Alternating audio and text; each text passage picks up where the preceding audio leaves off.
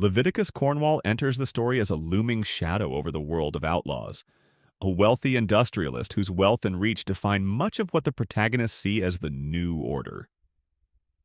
From the very first major heist, the train robbery mission. Who the hell is Leviticus Cornwall? Cornwall sets the tone. When the gang robs his private train, they aren't just stealing money, they're striking directly at the nerve center of emerging industrial capitalism in the West. Cornwall isn't a scrappy bandit. He's not living under a wanted poster. He's a magnate, the owner of major enterprises like Cornwall Kerosene and Tar, a rail company Southern and Eastern Railway, and various industrial interests. His empire spans railroads, oil refineries, and presumably other means of influence. That puts him in direct opposition to the world of outlaws like the Linde gang. Not because he's a criminal in the old-fashioned sense, but because he embodies the unstoppable spread of industry, capital, and modernization. The very forces the gang rails against. Because of what he controls, Cornwall doesn't need to get his hands dirty personally. He hires the mercenary detective force Pinkerton National Detective Agency to do it for him. After the train robbery, Cornwall funds and commissions the Pinkertons to hunt down the gang. It becomes less about personal vendetta and more about power projection, showing that law, corporate interest, and wealth are near insurmountable obstacles for those living by outlaw codes. Beyond just the economics and law enforcement, Cornwall's influence has deeper, darker social consequences in the game's world. He's implicated in policies and actions that displace marginalized groups for profit.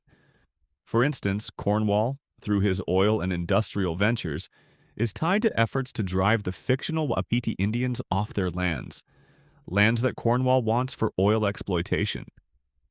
That paints Cornwall not just as a rich businessman, but as an agent of dispossession, exploitation, and systemic violence under the guise of progress.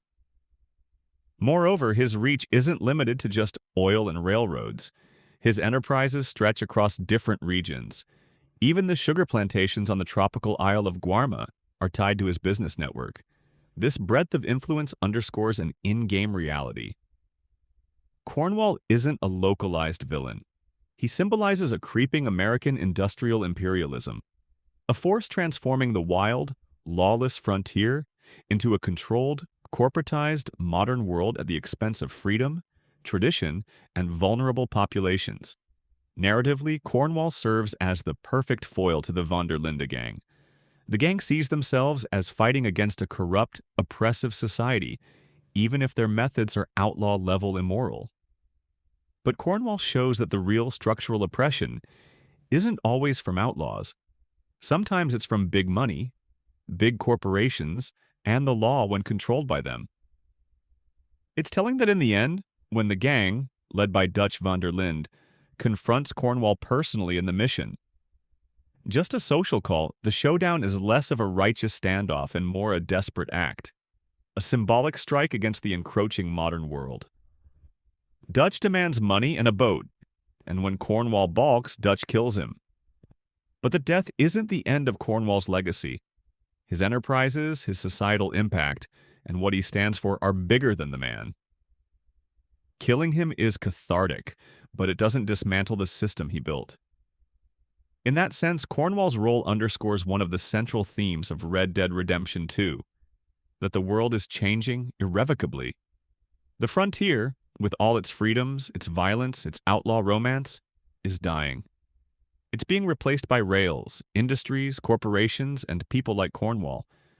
The van der Linde gang may fight, rob, and kill, but their world is already slipping away,